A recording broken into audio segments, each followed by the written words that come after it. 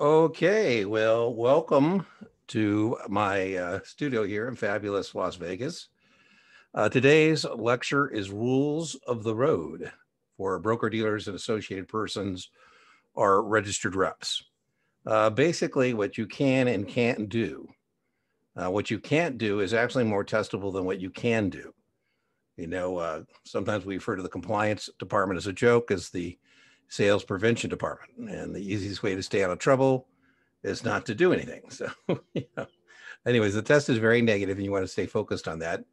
And the test also believes in, human depravity and original sin, that if we didn't have these various rules, let me get my camera a little better on here, that soon things would be running amok. So that's today's discussion. So the first thing we want to talk about is you can't help people launder their money. And to prevent people from laundering money and you being either witting or unwitting participant and such, it's important that you can recognize the 3 stages of money laundering. Money laundering, you expect to see 2-3 questions in this area on your exam. By the way, this lecture is appropriate and will be in the playlist for all FINRA series exams. So, all of you should, watch it and take note. Remember, there's a pause button, so you can always pause anytime you'd like. And so, it's a decision I've made to give you full narrative lectures and not, what when I started the channel first of this year, little 5-minute, 6-minute, 7-minute segments on separate topics, but more of a full-blown kind of a narrative. Anyways, the 3 stages of money laundering that you're supposed to recognize is placement. You got to have a place to put the dirty money, right? If you're a money launderer, we're trying to prevent or recognize when somebody is engaged in any of these 3 stages. I was reading a guy who was skimming the Port Authority's parking meters. I was kind of cracking up. I thought, well, gee, how much can he, skim? That'd be a lot of money. I love the way he got caught. He was, depositing 3 tons worth of quarters at the bank, and they filed a suspicious activity report on him. He missed the first stage, placement. He didn't have anywhere to put the dirty money. Now, if I was somebody who's trying to empower him or help him with this, I'm trying to prevent him from doing this. I would have perhaps recommended that he buy a vending machine company where he would then have an explanation about where all these quarters came from, right? And then what the next stage would be is layering. You mix the dirty money with the clean money. His dirty quarters he got from skimming the parking meters with the quarters he's actually collecting from the legitimate operation, the vending machine company. And then integration, where you can't tell the dirty money from the clean money any longer. So there's a couple good shows out that have, I think, good illustrations of these 3 stages of money laundering. One was Breaking Bad, the showrunner Vince Gill, where, Breaking Bad, his wife decided to be the chief money laundering officer, and she bought a car wash, and that's a pretty good way to do it, right? You say, I washed 50 cars at $50, that's $2,500. Unless somebody's counting the cars, it'd be hard to figure that out. The other one that I think does a pretty good job of laying out money laundering is Ozarks. I think there's a new season coming up, so hopefully, we'll be able to, watch that new season if you're into things like that, which I am. So firms, all broker dealers have to have anti-money laundering procedures. And so all broker dealers are going to have to appoint an anti-money laundering officer, and then we're going to have to conduct an anti-money laundering test. Let's see. Looks like I forgot to plug in my big screen here. Let's get that operational. Should be back, I hope. There we go. Let me get my pen. You're going to see this referred to quite a bit on the exam. Every broker dealer is required to have written supervisory procedures known as WSPs. And there has to be certain sections on there, and one section has to be on anti-money laundering. Now, what we ask every new hire to do is to read our written supervisory procedures, sign acknowledging that they've read them and they understood them and they will abide by them. That way later on, if a registered rep or associated person says, well, I didn't know that, we whip out your, employee file and say, here's your signature saying you read the written supervisory procedures of the broker dealer, which included a section on this, and you said you read it and understood it. Now, usually your banking records are private, but the Bank Secrecy Act test question gives FinCEN the right to collect the information. Banks are required to file certain transactions with FinCEN, the Financial Center, the Department of the Treasury. And one form that's testable that needs to be filed is the CTR, the Currency Transaction Report, for more than $10,000. By the way, that whether you're money launderer or not, I was buying a Harley Davidson Road King, and the guy was $21,000. I wrote the guy a check, and the dealer, the Harley dealer, and he said, I'm not taking a check. This bike does not leave this lot with a check. I said, well, you could call and verify funds. He said, well, then I don't care if they tell me the funds are there. The bike doesn't leave without, that check doesn't get it done. So anyways, I went to my bank and I got a cashier's check for $21,000. And I brought that down to him. Now, I wasn't aware that he was going to file a CTR on me, but he did. He said, Dean, I got a copy later on of the CTR that he filed that I came in and paid $21,000 in cash for a Harley Davidson. Now, I don't begrudge him filing that. I mean, I'm sure in the past there probably has been people using Harley dealers to launder money. It's certainly not me. But now, what if I had known he was going to file the CTR? And so instead of showing up with one cashier's check for $21,000, I showed up with 3 cashier's checks for $7,000. That's called structuring. Structuring is when we try and avoid the CTR. So again, we need to recognize when somebody may be structuring their banking activity to avoid triggering a CTR. I was tutoring a very, very wealthy guy, first 24, and we were going over this, and he said, I got to tell you a funny story. He said, my contractor said if I gave him cash, he would give me a discount. He said, well, I'm all about that. So he said, I went to my bank to get him some cash, and my banker told me I shouldn't get more than 10 because it would file a CTR. Now, I don't know how his private banker could take away from this discussion that that's what he's supposed to tell a guy. So anyways, I kept getting 9, 9, 9, 9. He said, I finally got a call from the Department of Treasury, and they asked, am I structuring my banking activity to avoid triggering a CTR? And I said, that's exactly what I'm doing. Now, I think both him and you'd think him and his banker would be more sophisticated, but good news, we know where his money came from. He's got no problem, but I couldn't believe that's what his banker told him. Now, this is the one that got the guy in the previous example I gave you caught. His transactions were commercially illogical. Commercially illogical. I mean, he's bringing in these quarters, and it doesn't make any sense about why he's got 2 tons worth of quarters. And so the bank filed a CTR, a suspicious activity report. By the way, you should know these dollar amounts as well, the 10 and the 5. And they filed the SAR. P.S. It's, a felony for me to tell you I filed it. I'm not allowed to say, boy, is your life about to get exciting. Woohoo, we just filed a SAR on you. No, right? So you're not supposed to tell the client that you've actually filed the suspicious activity report. The guy at FinCEN got fired, I think rightfully so. I'm no First Republic, not intimately, but I'm pretty familiar with them, and they got a good reputation. And I couldn't believe the suspicious activity report that they filed on Michael Cohen became public information. And apparently the guy at FinCEN had linked the SAR that First Republic had filed to Michael Avenatti. So, oh well. Okay, well, I always like to pull some of these SIE practice exam questions to, sprinkle through the lectures. By the way, this is the same testable content, whether you're taking an SIE, a Series 7, 6, whatever. So, when you see these sprinkled throughout your lectures, don't think, well, gee, why is Dean sprinkling this in here when I'm a 7? I wouldn't sprinkle it in there unless it was appropriate for all of them. Now, if you are an SIE candidate, I highly recommend that you do this practice exam, perhaps more than once. I've actually explicated it for you. So, if you want to take a look at that, let me move my picture, my video feed out of the way of the camera here. Okay, which of the following is required when a firm receives cash in excess of $10,000 from one customer in one business day? Boy, aim and shoot, point and click.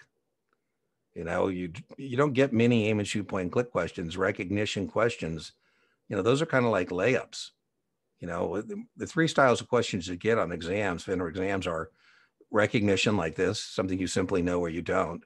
Practical application, like can you calculate current yield? Can you figure out what the break even is? You don't give up those either. There's no interpretation about what the answer is. Where you want to save your misses for judgment questions. So that's pretty straightforward kind of a test question. I'd be prepared for something similar. FinCEN accomplishes its mission to safeguard the financial system from abuses of financial crimes, including terrorist financing and money laundering, by enforcing, right, the Bank Securities Act is what gives them the authority to collect the CTRs and collect the SARs and do all that kind of stuff. Again, pretty much an aim and shoot, point and click kind of question. All right, so our next topic of discussion is about what you can and can't do, is that broker-dealers are required to have a certain level of net capital. The net whoa. Let's see what happened here. Stop share. The amount of money you need, PowerPoint slideshows.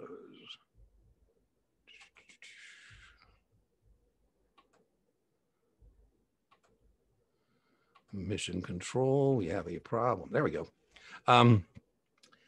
The level of net capital you are required to have is based on the scope of your business. The bigger the scope of your business, the more net capital you're supposed to have. And so we have three types of broker dealers. There's more than that, but for test purposes, there's three broker dealers. A prime broker dealer. Let me get myself a different color here. Let me get my font.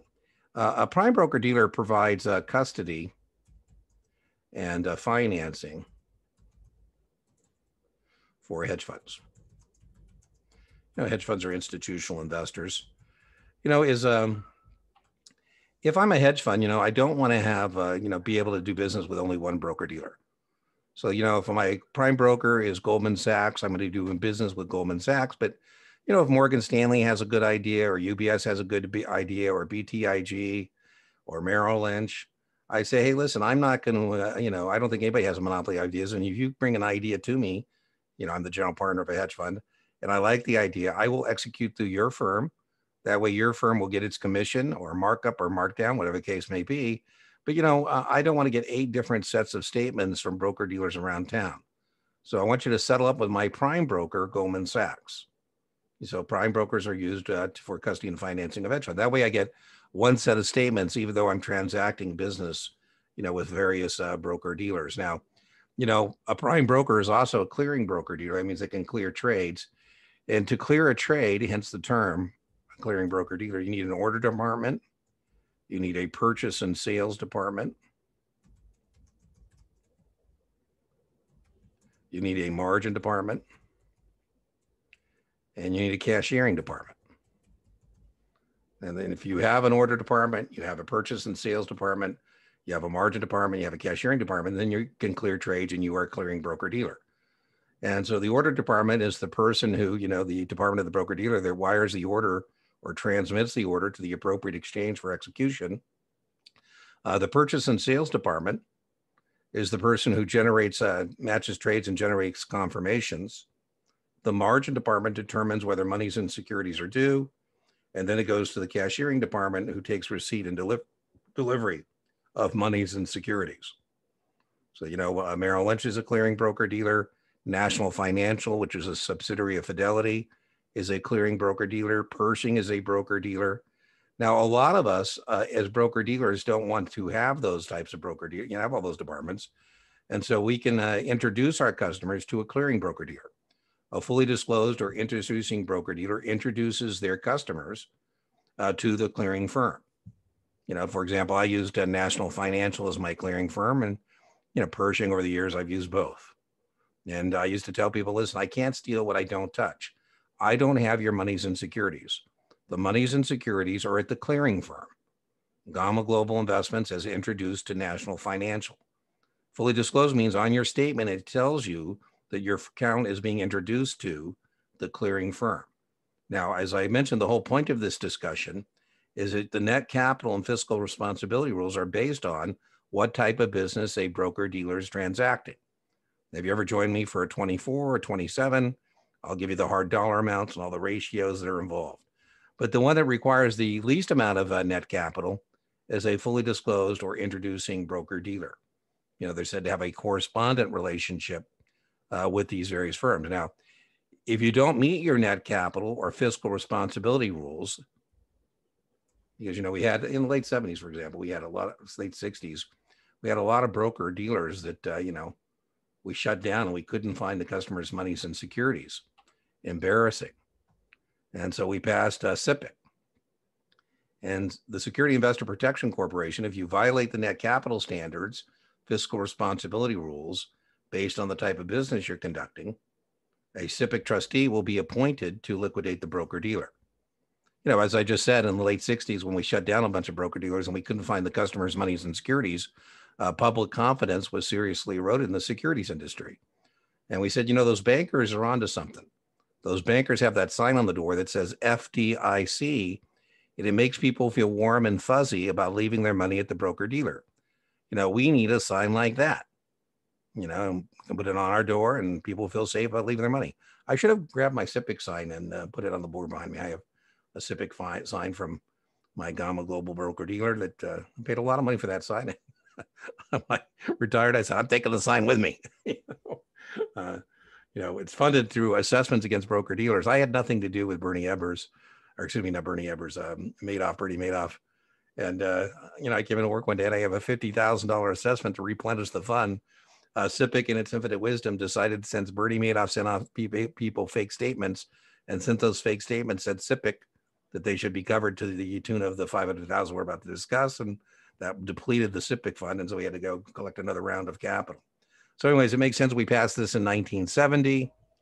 It's a membership organization. We pay assessments into a general fund that is used to pay off the customers if the broker-dealer is liquidated.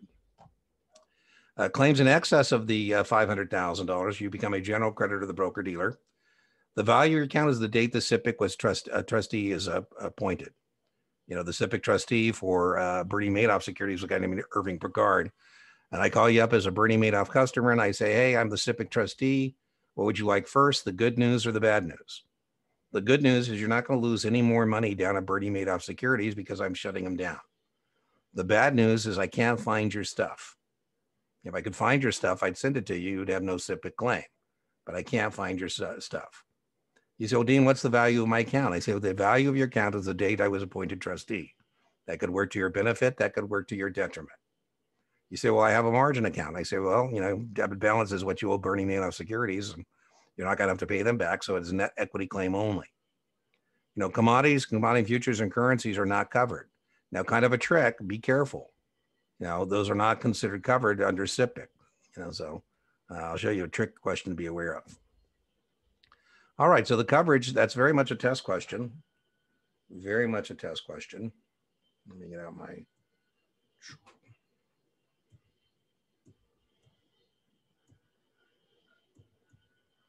Per separate customer, or each account that has different beneficial ownership.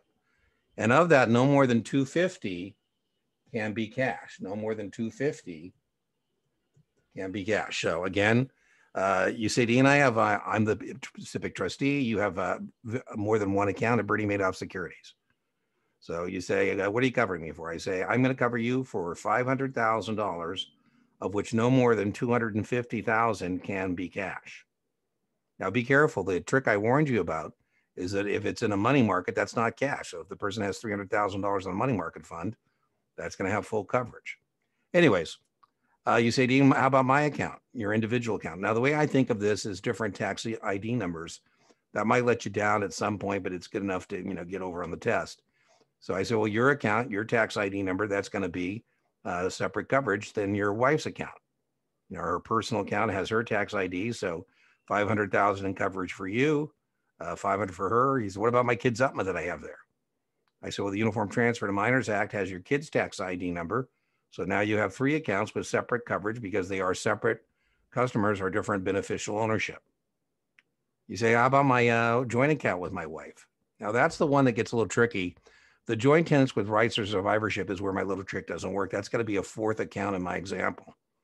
So, you know, his account, her account, their joint account, the account were to four. He says, Dean, I have a different account number there at Bernie Madoff Securities where I trade options. I say, sorry, that isn't separate beneficial ownership. That's not going to have coverage. I mean, you know, that's you. You say, Dean, I have a separate account number where I do mini bonds. I said, it doesn't matter, same beneficial ownership. So I expect a question on the coverage of SIPC. And then remember, the idea is the amount that exceeds, you become a general creditor. By the way, we go securities first and then cash. So another rule we have, another SEC rule we have is We're not supposed to compromise our customers' personal, private, confidential information.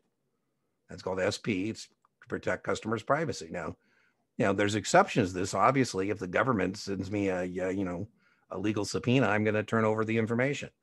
But in general, we're not supposed to compromise confidential information, and we have to safeguard it. You'd probably, by the way, Yahoo got hacked by 3 times by the same people with the same attack plan. And Yahoo isn't a financial institution. So you can imagine this would be much, much more of a problem if this is a broker dealer and, what they got was your tax ID number and your accounts and your investments. That would be a huge problem. So that's another rule for us about how we protect customer information. So that's called Regulation SP. All right, let's try some practice questions.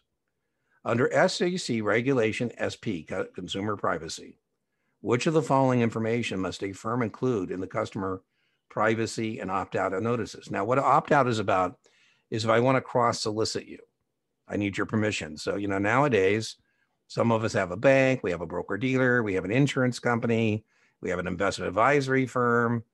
What I want to use is your information to cross-solicit you for all the different products and services I have. I need your permission to use that information to cross-solicit you. And, I have to make it easy for you to say, no, I don't want you to use my information for, these additional offers. So that's what that means by opt-out. The address of the firm's website? No. The fee to opt out? Listen, we can't charge you to, not let us solicit you, right? The deadline in which to opt out? D. By the way, what you should know about those the opt-out procedures, that's got to be simple.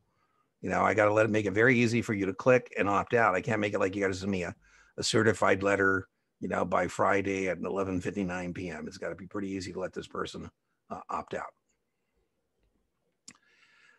We're not supposed to, can and can't do. We're not supposed to, can't engage in insider trading. We have the Insider Trading Act of '88, and you might think that means we had problems prior to that, and you'd be right.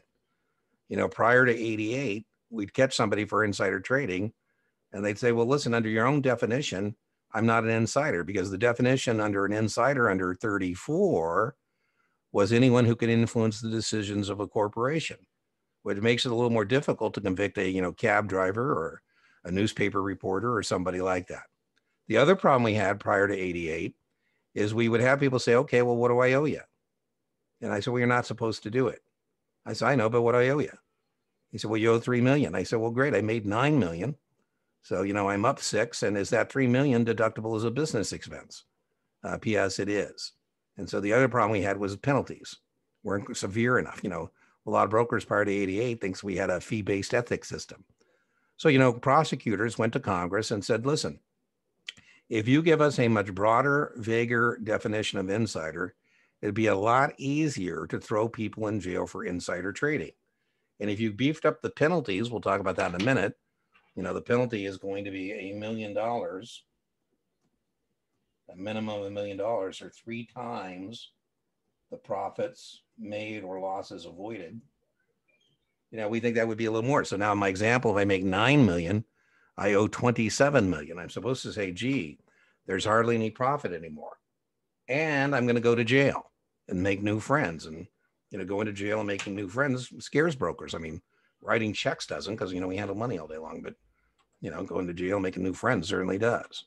So what is inside information? So a couple of test questions here. I said a much broader, vaguer definition of an insider.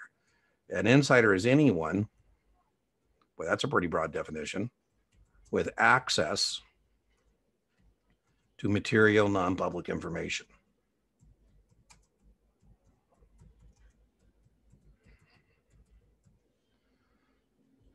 And that leads us to our next test question, right? What is material non-public information? Non-public material means it might alter your decision. It might alter your decision. So a material fact is the kind of fact that would alter an investment decision. I like the little cartoon here. And it's not victimless, because if I knew what you knew, I wouldn't have sold you the stock, right? If I knew there was a buyout and you know that, and I don't, and I sell to you, I'm the victim. The material fact that would alter the decision, the investment decision.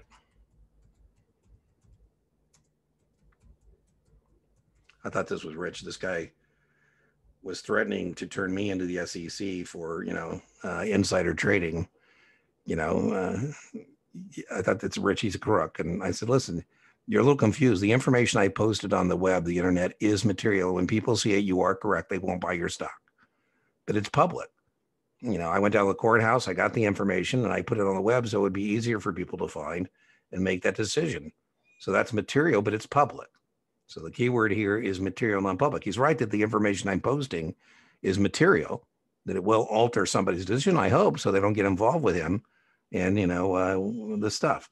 Now, again, once again, this thing about WSPs.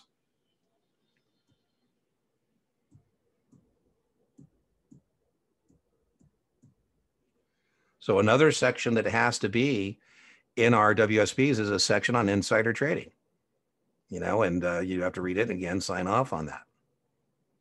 I was teaching a class and I was talking about a guy who got in trouble for this. And, be careful on this. It's a minimum of $1 million.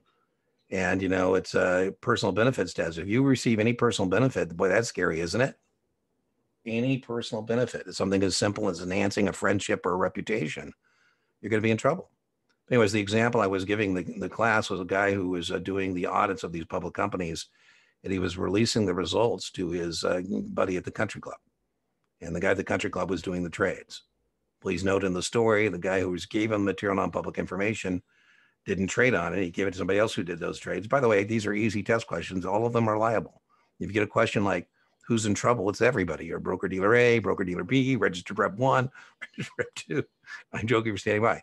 Anyways, what he received was a Blueface Submariner Rolex watch. And, I said, the cost of a Blueface Submariner watch, because I have one, was I bought $5,000. And so what's the penalty? And I was trying to bait him into saying 15 grand. It's a minimum of $1 million. So it's whichever is greater.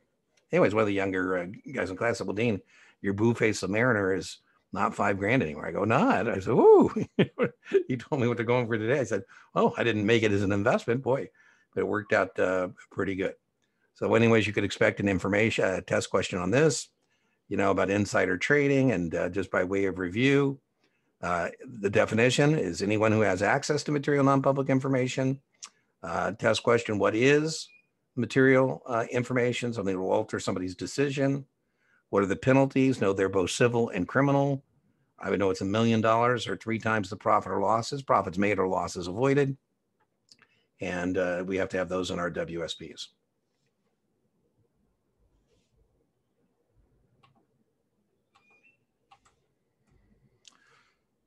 I didn't, when I decided to do the rules for the road, remember the lectures are designed to supplement your materials. I'm intentionally not trying to go with the flow and, Kaplan or STC or Knopman or Past Perfect. I want to have you have a different discussion, a full length discussion of the testable issues. Now I've put up a very brief overview of the Uniform Securities Act, that template. But, I thought, well, maybe somebody doesn't watch all the videos, lectures. And if you don't, oh, well, maybe we should just give you a heads up.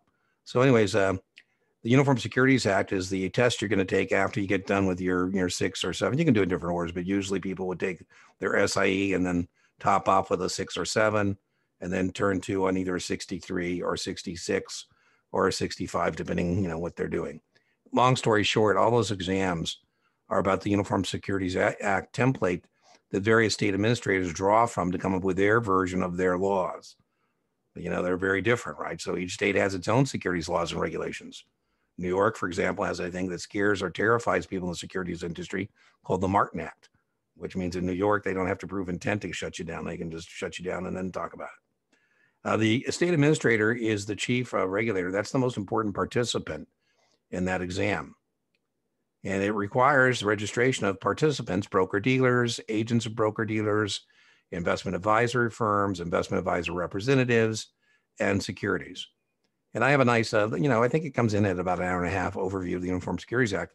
But the thing I don't cover in there, and that's very testable, is how much of that exam is about unethical business practices. Now, I'm going to be talking about the code of conduct. The code of conduct is the ethical behavior that broker-dealers and associated persons owe customers. And I would tell you that almost every one of those code of conduct questions can also be found as what the state administrator deems to be an unethical business practice. So learn it once, get tested twice or thrice. Now, I highly recommend that in all these exams, whenever you get an acronym, that you just spell it out. So every time I hear USA, I'm going to say Uniform Securities Act. Every time I hear NASA, I'm going to say North American Securities Administrator Association. And so as I taught, they draw from that. Ricketts recently wrote his memoir, The Harder the Work I Work, the Luckier I Get. And he came in the securities industry when we didn't test on the template. He actually had to fly around the country doing various examples, tests. And I thought, I want to write him and tell him, hey, when was that? Anyway, so for example, breakpoint sales, selling dividends, front running, painting the tape, all that stuff is unethical business practices, both by FINRA and the state administrator. By the way, I'd warn you that it's a bigger deal as state administrator because FINRA is a self-regulatory organization. They don't have a badge and a gun. You can't go to jail for violating a FINRA rule. You shouldn't do it, but you can't go to jail. But you can go to jail for violating the Uniform Securities Act or 33, whatever the case may be. All right, so we were just kind of hinting at FINRA. FINRA stands for the Financial Industry Regulatory Authority. Very much a test question. It is an SRO. It's a self-regulatory organization for the securities industry. I guess I kind of tease it. I wouldn't tell them this, but there's, they don't have a badge and gun. If they call me and say, hey, Dean, SEC is on line 1, FINRA's on line 2. I'm picking up line 1. The SEC is not a self-regulatory organization. The SEC says, Dean, do you know who we are? I say, yeah. You have primary jurisdiction, interpretation, and enforcement of the domestic securities laws of the United States of America and can throw me in jail. They say, we're going to get along fine just as long as you remember that. Now, to be honest with you, the SEC doesn't typically throw you in jail. Once they get done with you civilly, they turn your case over to the Department of Justice, and they're the ones. They call, my firm, Gamma Global Investments, was in District 1 of FINRA. And if, District 1 of FINRA calls me, I say, yeah, I'm a member too. Now, they can toss me out of the club. They can bar me. They can do all kinds of bad things to me. But at the end of the day, Test Question is a self-regulatory organization. This is a very important answer set. So sometimes in the lectures, I actually just, tell you this is an answer set I would be prepared to be able to answer some questions on. Let's see. Do we have a big enough font? I think that's big enough. The Uniform Practice Code test question standardizes practices, standardizes secondary trading practices within the securities industry. You can imagine what a mess it would be if everybody was conducting business differently. We all can agree to conduct business the same way. Now, I'm not going to be covering that in this lecture of Rules of the Road because I cover it elsewhere. I have a lecture on secondary markets where I go in length about the Uniform Practice Code. I also do it in munis. So we're not going to be doing that in Rules of the Road for broker-dealers and associated persons. The most important one we're concerned with in today's lecture is this one. This is very important on the test. Let me get a bigger font for this one. Let's go with 48. So the conduct is the ethical behavior that broker-dealers and associated persons, registered reps, owe customers.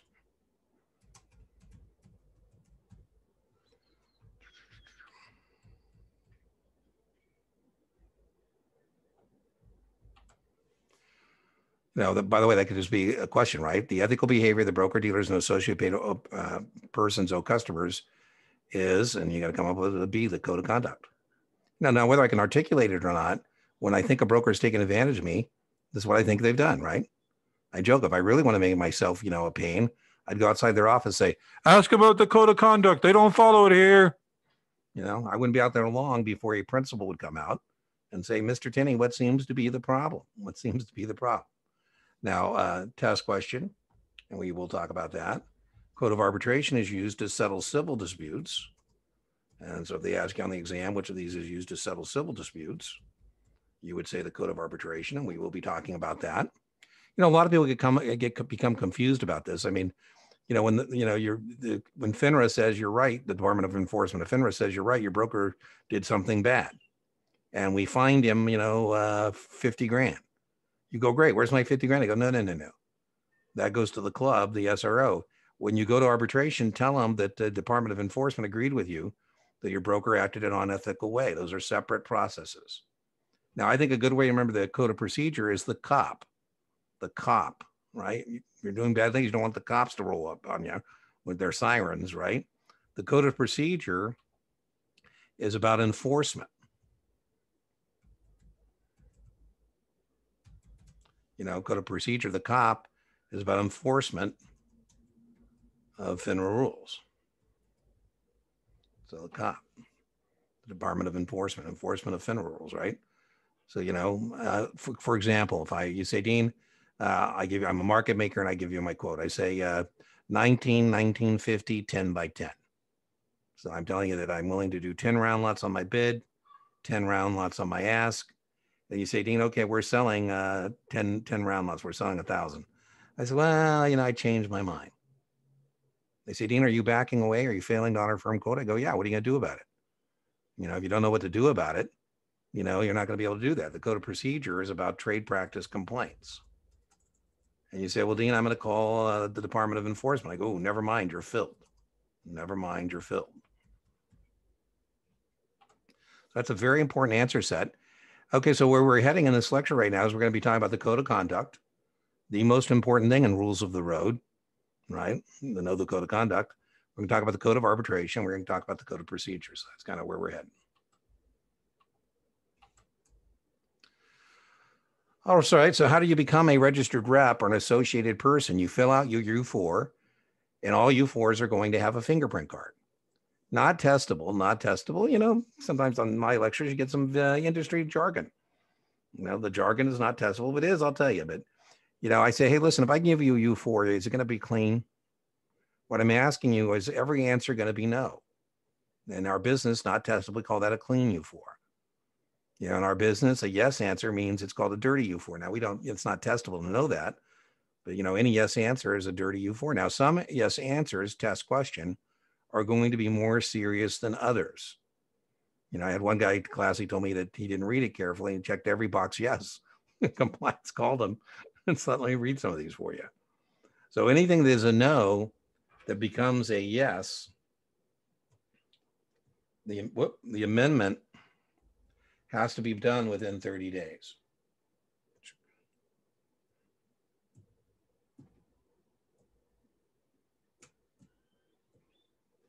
Right? So these are the three reasons for statutory disqualification. Bankruptcy is a yes answer, but it's not a reason for statutory disqualification by statute.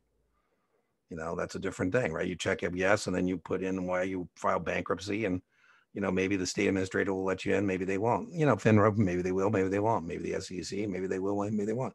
I feel sorry. This guy worked really, really hard.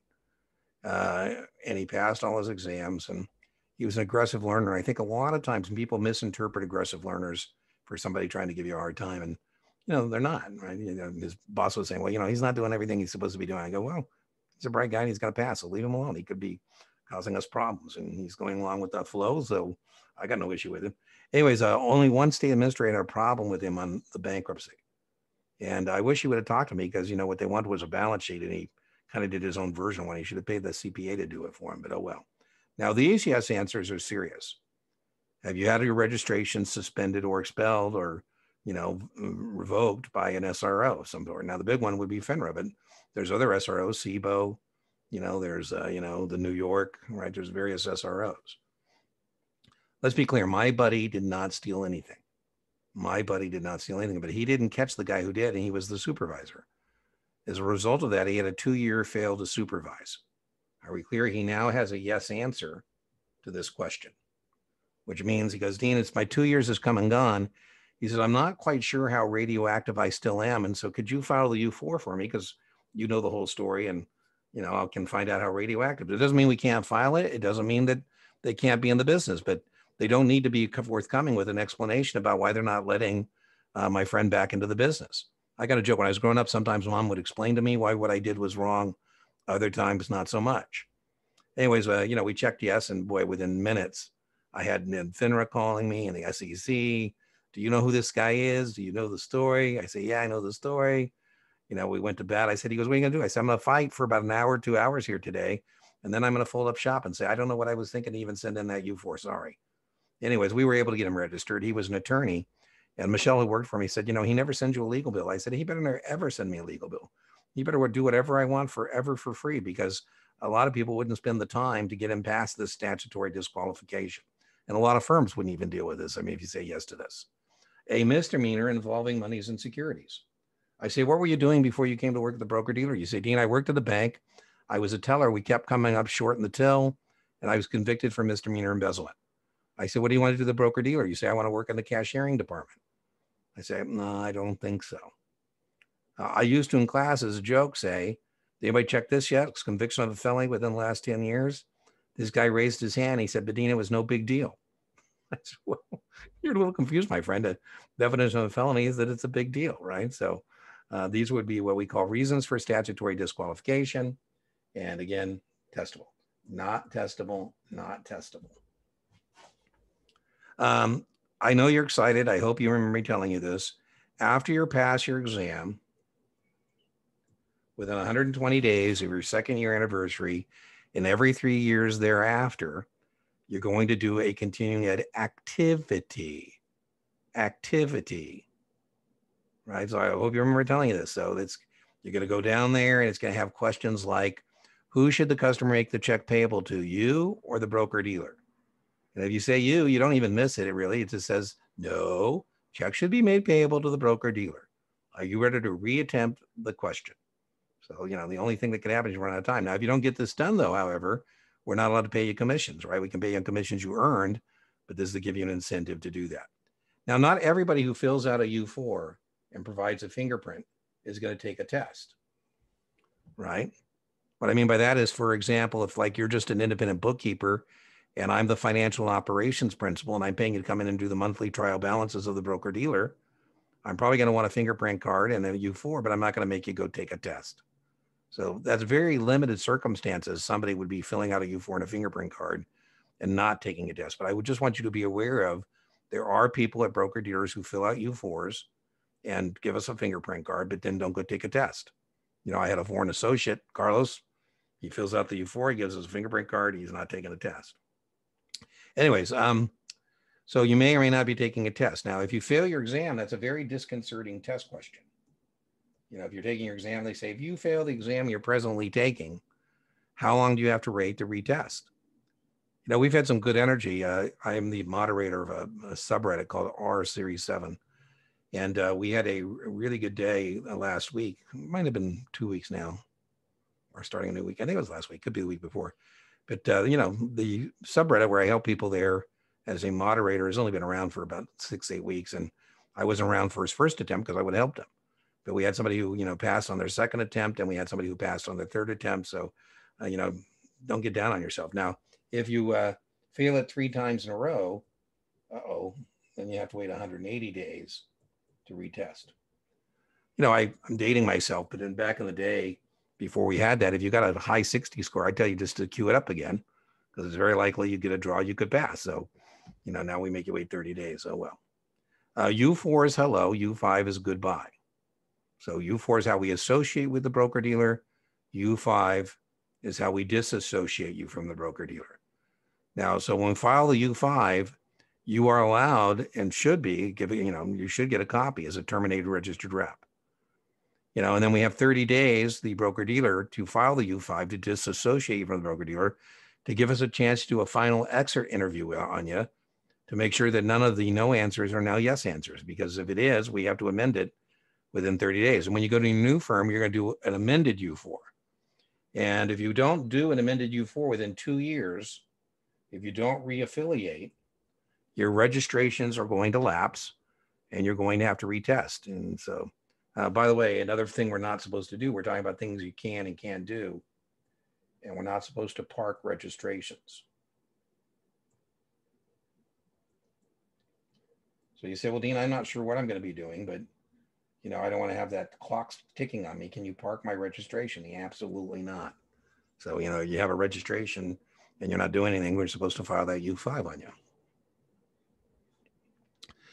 This laundry list here, I realize, is quite large. But the reason it's quite large is because, again, I made an assumption that even though I talk about breakpoint sales and mutual funds in that lecture, and I talk about selling dividends and secondary trading, and I talk about the gift or gratuity rule 2 or 3, 4 times during lectures, that, maybe it's okay to have a laundry list just to remind you of these issues, on the assumption is I can't possibly nag you enough. and secondarily, maybe you're not going to ever watch the other lectures. But, I do assume that you have in your study materials these discussions. Now, the only reason I'm bringing this one up is because it's in the study materials. This is more of a 24 question than 6 or 7 or SIE. But the exception is I can pay a foreign broker dealer ineligible for membership. Ooh, I need a smaller font. Let's go for 24. Ineligible for membership. So, FINRA says, Dean, did you pay a concession discount allowance to a broker dealer that wasn't a member of FINRA? I say yes, but it was an Israeli broker dealer. We were doing an underwriting in Israel, and they're members of the equivalent of FINRA in Israel. That would be okay. Now, but listen, if this broker dealer is large enough, like Credit Suisse or UBS, and they're doing business in the U.S., we're going to make them get registered. The other exception would be a bank, and we're selling municipals. We're selling exempt securities.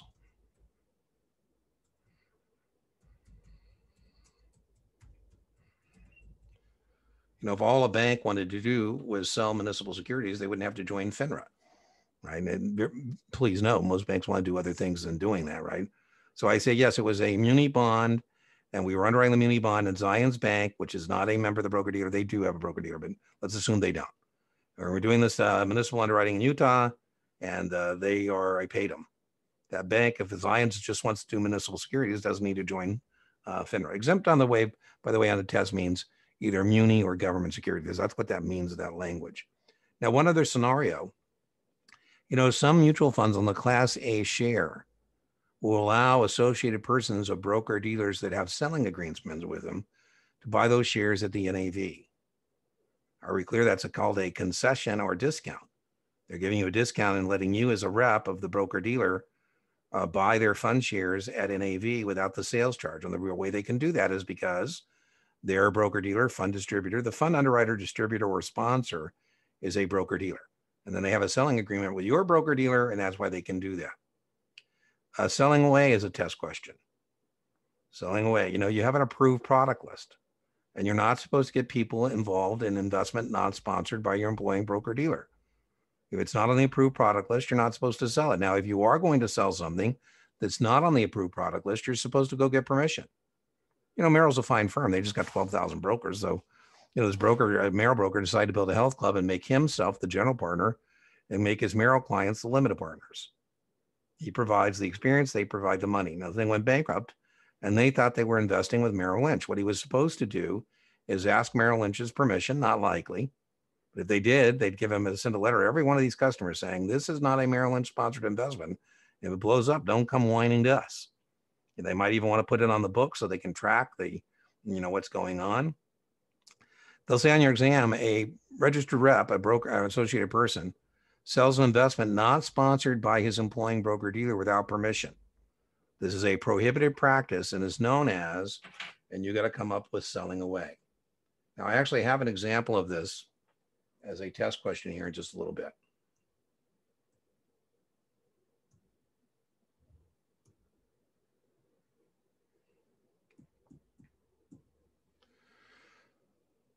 You're opening an account at a different broker dealer that you're not associated with. So, you're a Merrill Lynch broker and you're opening an account at Robinhood. One of the question is, are you an associated person of another broker dealer? You say yes. Then Robinhood is going to make written notice to Merrill Lynch that you're attempting to open an account, and they're going to follow any instructions they have, like sending duplicate confirms and statements. So associated persons of broker dealer A trying to attempt to open an account at broker dealer B, broker dealer is going to make written notice. By the way, in most firms, SPs, they could restrict that activity. if there's, an adverse interest. What I'm saying is that the House requirement can always be more stringent. It just can't be more lenient than the rules we're discussing. Now, here's one. Welcome to, your FINRA series fantasy land. In the real world, if I went to my manager and I said, this customer and I have bonded, we are simpatico. We decided we're going to open an account together. I'm going to put 100 grand in. He's going to put 100 grand in, and we're going to split 50-50. Now, the test answer is that with proportionate capital,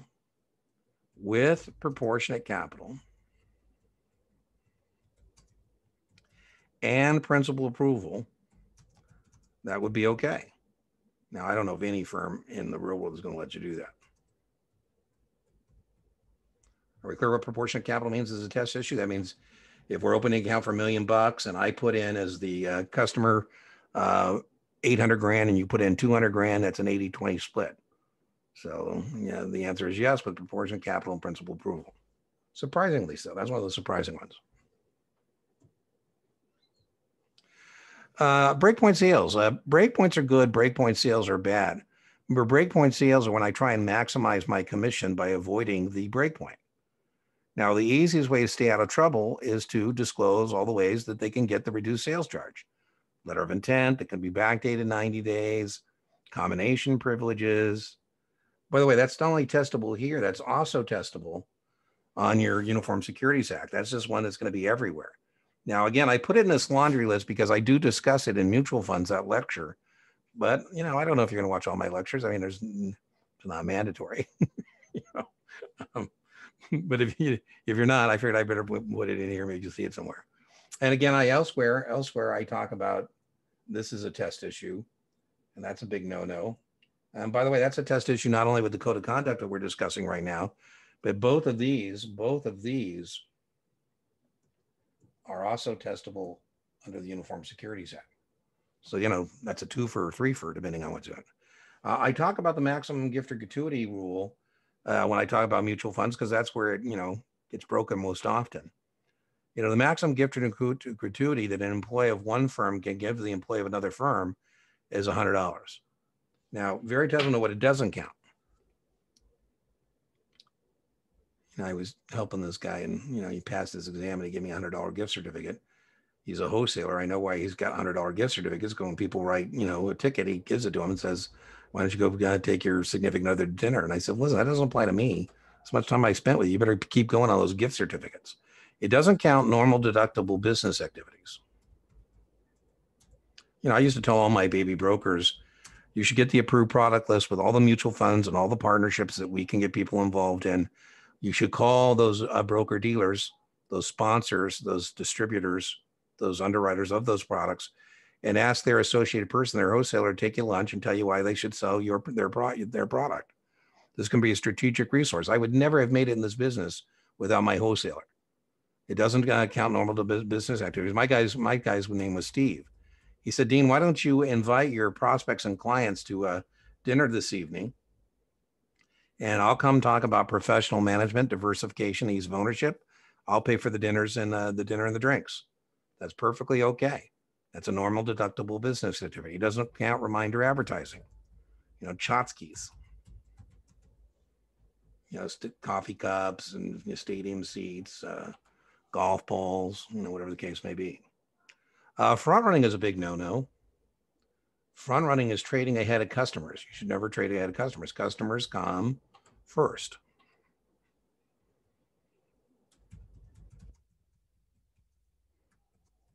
I'm not sure whether I talked about that in secondary trading. I probably did. I keep, if I didn't, clean up here, right? It's a big, big no-no. Outside business activity is very testable. Key point, business for pay. You're supposed to disclose to your broker-dealer any activities you have outside of the broker-dealer for pay. So it doesn't count you volunteering. It's about, business activities. Again, they can restrict that, your broker-dealer, if there's an adverse interest. Usually a part of the annual compliance meeting is to ask you to go through some of the questions, a lot of checklists, and say, okay, is there any outside business activities I should be aware of, right?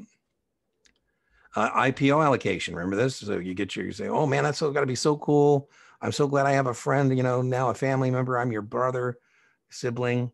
and you are now working at the broker dealer. I said, man, now I can get these IPOs I wasn't able to get previously. So remember this rule, very testable. Employees of the broker dealer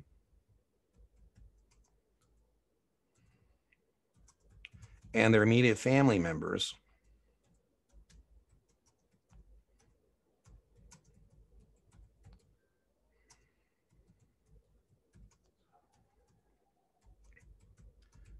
can't receive the IPO. We're talking about what you can and cannot do. This is called free riding withholding. We're supposed to make sure we're making a bona fide distribution of the security to the customer. Now, be careful, even if they're not an immediate family member, like your grandparents, for example, or your aunt and uncle. If they live under your roof, they go back in the category of being restricted. Restricted meaning they can't have it, right? So, you know, the other ones are finders and fiduciaries, accounts and attorneys to the underwriter can't have it. Portfolio managers can't have it. But the big one on the test is this code of conduct IPO allocation thing.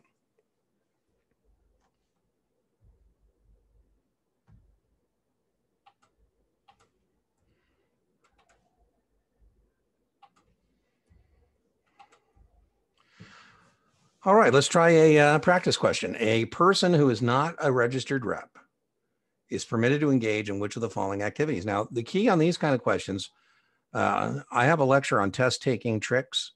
And one good test taking trick is what's called the Sesame Street trick. The Sesame Street trick is one of these things is not like the other. One of these things is not like the other.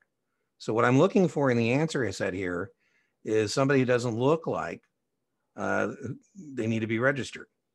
All right, so let's look and see which one of these is most not like being a registered rep. Well, as I go through these, I should be able to say, well, no way that person can't be registered. That person's definitely got to be registered. I mean, then, you know, 6 or 7, right? So I can eliminate that one. All right, let's see. Accept unsolicited orders. No, I mean, you know, if you're accepting orders, you know, whether it's unsolicited or not, you know, I have a guy who's passed his 7 last week. He's going to work with Robinhood, and he's got to be licensed. He's going to be accepting. Well, it's still on the app, but if they call in to, I don't know if you could even do that. Maybe you can't. I don't know if you can call somebody at Robinhood and put an order. Let's see.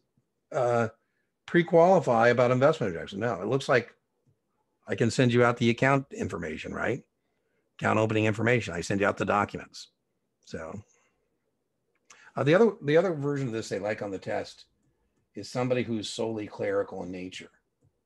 You know what I mean by that is they give you this and there's a receptionist or, you know, administrative assistant where they're not calling customers. They're just, you know, going to Starbucks and giving me coffee. I said, hey, you know, I tell my assistant while he's studying for his Series 7, I say, hey, you know, Nate, go get me a cup of coffee.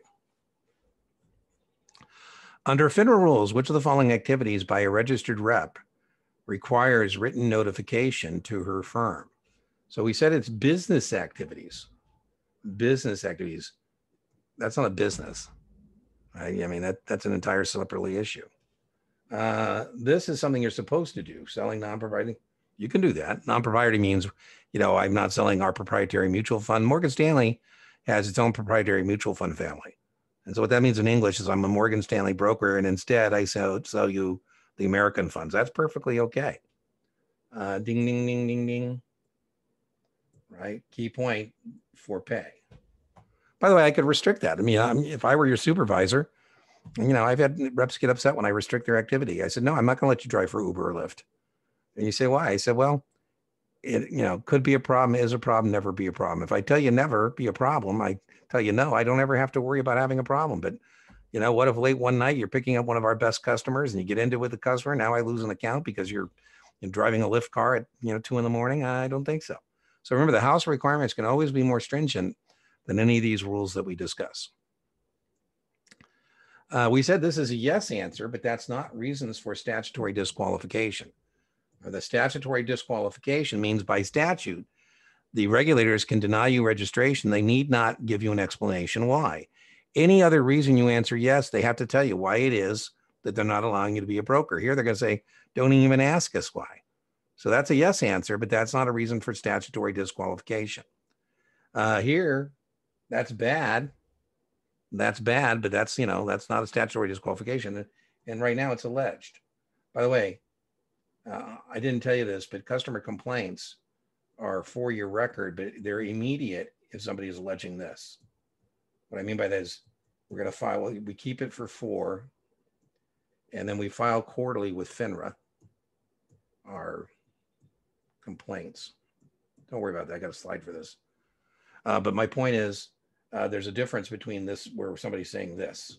That's not a quarterly filing of that complaint to FINRA. That requires immediate filing with FINRA about this complaint. But remember, it's alleged, so that's not even something that we've proven yet. This one kind of is a trick. You've been charged for the felony, but you haven't been convicted. Ding, ding, ding, ding, ding, ding, ding. Remember, it's any felony. For a misdemeanor, it would be something revolving about monies and securities. So the answer is D as in dog. Which of the following actions violate selling away? Selling away is very testable. The example I gave you was a registered rep sells an investment non-sponsored by his employer without permission. This is a prohibited practice and is known as recommending the customer service of another broker dealer. Yeah, it's kind of odd, but that's not, I've done that before. I say, listen, I'm not geared to do that. You got to call somebody that firm. That firm is, you will say, Dean, I want to buy 0.10 fractional share in a Tesla. They call Robinhood. I'm not geared to do that. Sharing a commission with another rep. No, that's fine. We do that. Then we have teams where we split commissions. The key point here is it has to be the same BD to split commissions. They have to be under common control, but as long as the BD or BDs are under common control and the person is properly registered, we can split commissions with them. Advising customers to purchase mutual funds just below. Well, that's a violation, but that's not selling away. That's a different violation. That's a breakpoint sale, and that's a violation, but it isn't selling away. So I guess by process of elimination, it's D, engaging in a private securities transaction without the prior consent of the employing broker dealer. I can't imagine you're not going to get a question. By the way, just because I'm pulling these from the FINRA SIE doesn't mean they're not appropriate for all the exams, right? So I'm just sprinkling these out there for you. So I kind of hinted at this, customer complaints. We're talking about rules of the road, things you can and can't do, with the focus on things you can't do. And one thing you're not supposed to do as a rep is withhold customer complaints. Customer complaints are supposed to be test question handled by a supervisor. Supposed to be handled by a supervisor. So I call up, I'm the supervisor. I say, hi, Dean Tinney here, General Securities Principal. I've received your complaint about, Chris. I hope I'm going to be able to resolve it to your satisfaction. Hopefully I can. The complaint is kept for 4 years and we filed quarterly with FINRA. I made it through almost my entire 30-year career without having a complaint. I mean, FINRA came into a branch inspection. They said, where's your complaint file? I said, I got no complaints. They said, what are you going to do if you get one? And I thought, well, I thought it was kind of silly. They made me open up a Pendaflex, and every quarter I had to put, no complaints received. Towards the end of my career, one of my go-to moves was to send people a teaser sheet and, with saying, thought you'd find this of interest. And I do it old-fashioned snail mail with a handwritten note and, figure it gets by your secretary a little better, and I follow up. And that was kind of my go-to moves. Anyways, I get this email from the guy. He says, Dean, I appreciate the term sheets, the teaser you've been sending me, but please do not bother me anymore. We have to maintain a do not call list, do not contact list. And anyways, I pulled up his record, and it said that there was another teaser already on the way to him. And I said, well, listen, I am going to put you on my do not call, do not contact list. But in the meantime, there's one more on its way out to you. But after that, you will not hear from me anymore. Fair enough. Anyways, I queue up my calls for the day, and I told my sales assistant, I said, send a teaser to all the prospects and clients we have at this particular company. And what she did was just pull up that company, and she knows my MO and she knows the address. And so she just started handwriting the envelopes, handwriting the note and sending it out. So when I queued up my calls, there's his name. And I thought, oh my goodness, what's he doing on my call list? And oh man, I had stripped every field except his name and his firm, and that's how it got sent to him, because in every other field, in all caps, it says do not contact, but my assistant didn't see that.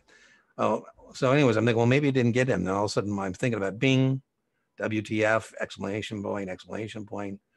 I said, oh my God, I apologize profusely. Here's what happened. I don't completely remove you from my database, because if I do, then I've accidentally passed to reintroduce somebody. And that's why there's still a record that resides with your name on it and your company. I'm going to strip that, and you will never hear from me again. Now I got to decide, is that a written complaint? Ultimately, I decided it was, right? So I have to put it in the file and I have to file quarterly. I'm still traumatized. Sometimes I still have nightmares. I'm actually going to send that guy something and get myself in trouble. So there's my one written complaint on my careers for violating that do not contact list accidentally.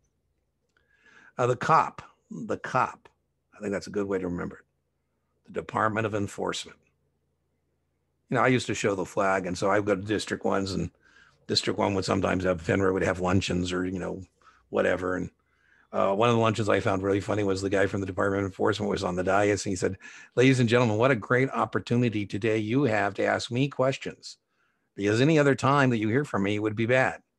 In fact, I know you may be intimidated, so I'm going to pass a hat with a bunch of 3x5 cards around, and you can, dump it in there, and then we'll answer the questions." But, they handle trade practice complaints that can either come from like backing away, we discussed. It could come from FINRA inspections. I had a FINRA inspection, and I said, that Carlos is a non-registered foreign finder. And they said, we think he's a rep of Gamma Global. I said, well, if that's the case, and that means I have a branch in Lisbon, Portugal, I don't have. That means I'm going to go out there and check it every year, which I'm not going to do.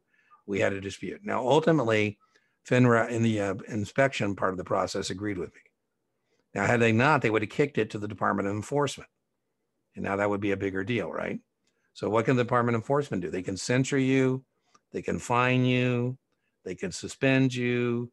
They can expel you, or you can revoke your registration. They can bar you. Kind of, silly, but remember we said they don't have a badge and a gun. So they cannot throw you in jail. So adverse rulings can be appealed. So if you think they were unfair, I got into it with a former FINRA attorney about 3 weeks ago, and she had said that FINRA is not a court of law, and so you don't have a Fifth Amendment constitutional right to not cooperate. And I said, oh, contraire. In fact, Frank Cardrone went all the way to the Supreme Court and he won, and they made him give back his registrations. Frank is a investment banker, and he said, listen, I'm not going to cooperate with you, Department of Enforcement, because I have a criminal case pending with this guy, James Comey, who's trying to throw me in jail. So I'm not cooperating because I'm afraid my cooperation with you, FINRA, might provide incriminating evidence in the criminal case I'm currently, fighting. And they said, well, Frank, this isn't a court of law. If you don't provide us the information, we're going to revoke your registration, which they did. His 7s, his 24, his 79. And he appealed to the National Judiciary Council. By the way, he won the criminal case. The SEC lost. The Department of Justice lost. He went to the National Judiciary Council. By the way, you're making people mad. He went to the SEC. Ultimately, he went to the Supreme Court, and the Supreme Court ruled in his favor, saying that his constitutional rights are more important than FINRA's rights as the regulator. I said, all right. Boy, if you're his compliance officer, you better keep him squeaky clean. So if you don't like what District 1 Department of Enforcement says, I'm District 1. Every district's different, but I go to the National Judiciary Council, I go to the SEC, and ultimately I go to the Supreme Court. By the way, it costs a lot of money. Good news, Frank has it, and it makes people madder as you go up the chain. Arbitration are binding. They can't be appealed. The assessments may be paid in 30 days. Now, this is kind of a trick question because we make it sound like the customer can opt out of arbitration, and that's not true. I mean, in theory he can, but if he doesn't, we don't open the account. In the middle of the account form, there's an arbitration clause that says if you have a problem with us, you're not going to take us to court. You're going to take us to arbitration. The statute of limitation is 6 years. That's a test question. It's used for civil disputes, as we talked about. You may not know it, but you've agreed to this process as well. On your U4, there's an arbitration clause. And you've said that if you have a problem with your firm, you will take them to arbitration. Now, there's exceptions to that, age discrimination, sexual harassment, those kind of things. HR issues you're bound to go to arbitration, but other disputes you are. And then most importantly, the customer here, and as I mentioned, that sounds like on the test, that's your answer on the test, by the way. This is the customer doesn't have to sign the arbitration clause. If he doesn't sign it, then we can't hold him to it. But, as I mentioned, the joke is if he doesn't, we don't open the account, right? It's kind of catch-22. And the customer is entitled to have, if he wants to, all public arbitrators. A response to an arbitration proceeding is due within 45 days. Some states require mediation first, and mediation is non-adversarial. So, in some states we'll go here first, and see if we can work this out on a non-adversarial basis. And then we would go to arbitration, which is indeed adversarial. There'll be an arbitration panel. Dean would be considered a non-public member of the panel because I've worked in the financial industry, right? So you might think I'm predisposed to support broker-dealers instead of you, the customer. Not true, by the way, but there's been statistical studies and it seems to be the case. But, oh well. We're going to have a hearing, and we said arbitration has no appeal. So be careful what you're being asked about. The code of procedure does have an appeal process built into it. The code of procedure, the COP, but not the code of arbitration. Code of arbitration, no appeal. Now, it's easier for one person to make a decision. And so in simplified arbitration, there's going to be one arbitrator. And that's kind of cool because it's easier for one person to do it. It's for $50,000 or less. It's for the industry or the customer. Oh, there you go, one arbitrator. Start to finish, 30 days. Start to finish, 30 days. Principal approval, either pre or post distribution.